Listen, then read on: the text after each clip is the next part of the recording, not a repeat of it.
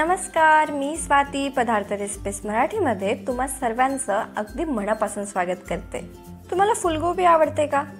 आणि नसेल तर तुम्ही ही रेसिपी ट्राय केल्यावर तुम्हाला फुलगोबी आवडत नाही असं अजिबात नाही म्हणणार, कारण मी आज तुमच्यासाठी अगदी गरमागरम कुरकुरीत असे फुलगोबीचे पकोडे किंवा भजे किंवा कुरकुरीत असे स्नॅक्स घेऊन आलेली आहे, जे लहानांपासून मोठ्यांपर्यंत सगळेच आवडीने खातील।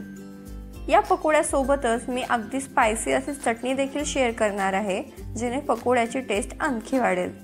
तर व्हिडिओ शेवटपर्यंत नक्कीच बघा। चॅनलवर नवीन असाल तर चॅनलला पटकन सबस्क्राइब करा, सोबतच बेल आयकॉनवरही क्लिक करा, जेणेकरून मी अशाच नवनवीन रेसिपी तुमच्याकरिता आणत असते त्याचे नोटिफिकेशन तुम्हाला सर्वात प्रथम मिळतील।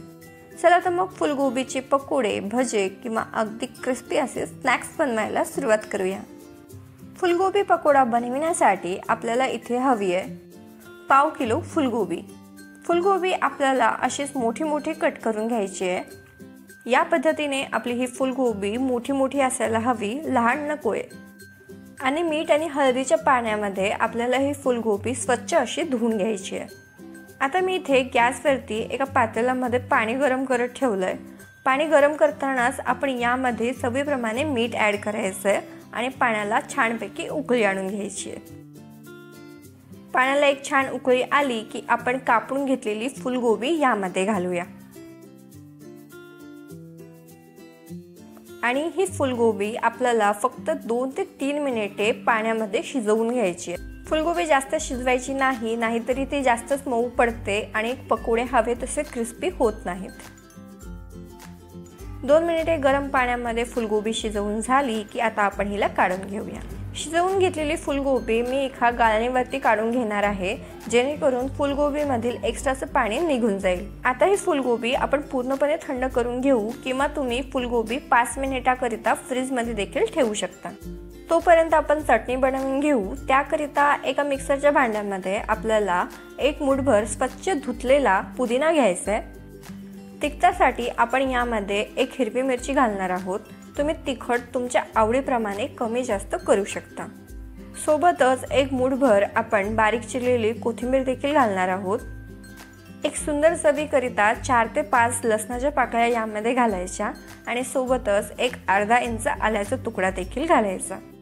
चवीप्रमाणे आपण यामध्ये घालणार आहोत मीठ, सोबतच एक अर्धा चमचा भाजलेल्या जिऱ्याची पूड देखील आपण यामध्ये घालायची आहे। चटणीची चव वाढवण्यासाठी आपण यामध्ये 1 पाव चमचा चाट मसाला, सोबतच चटणी अगदी चटपटीत व्हावी याकरिता थोडंसं काळं मीठ देखील आपल्याला यामध्ये घालायचं आहे आणि मिक्सरला अगदी बारीक अशी चटणी वाटून घ्यायची आहे।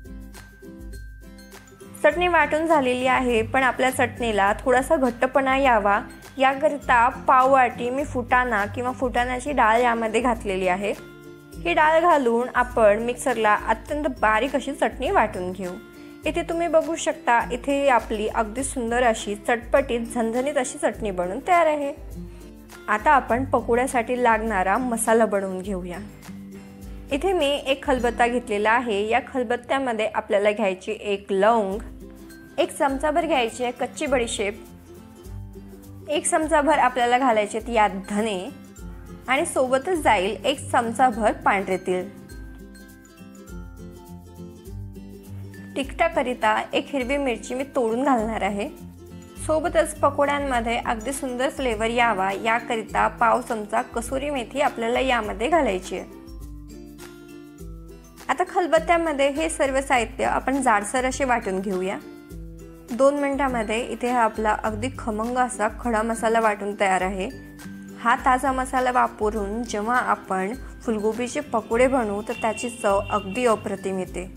आता इकडे आपली फुलगोबी देखील पूर्णपणे थंड झालेली आहे।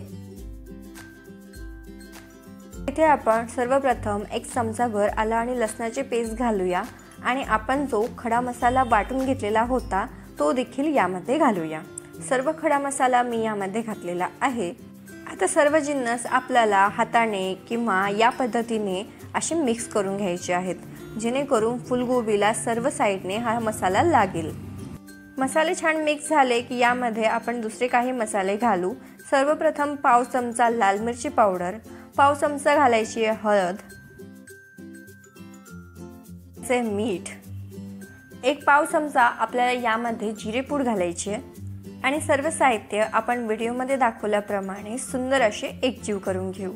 फुलगोबीला सर्व मसाल्याची छान बाइंडिंग झाली की फुलगोबी छान कुरकुरीत व्हावी याकरिता आपल्याला पाव वाटी तांदळाचं पीठ यामध्ये घालायचे, सोबतच याला छान बाइंडिंग यावी याकरिता पाव वाटी बेसन देखील घालायचे।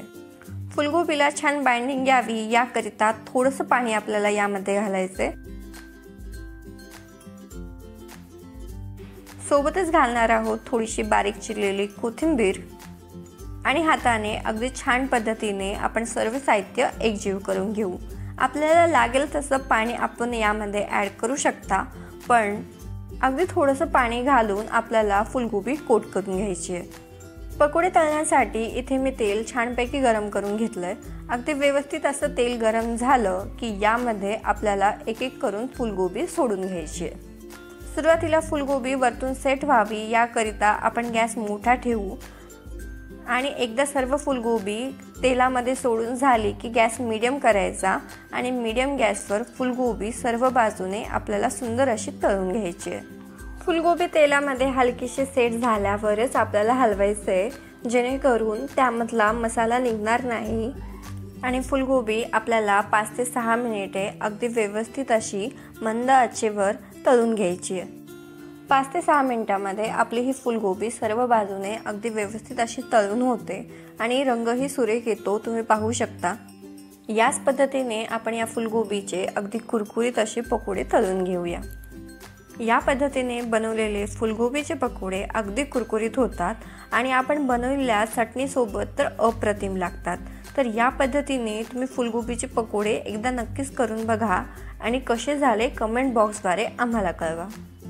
रेसिपी आवडली असेल तर व्हिडिओला लाईक करा, तुमच्या फ्रेंड्स आणि फॅमिलीसोबत देखील शेअर करा आणि अशाच नवनवीन चमचमीत आणि झणझणीत रेसिपीसाठी माझ्या चॅनलला पटकन सबस्क्राईब करा।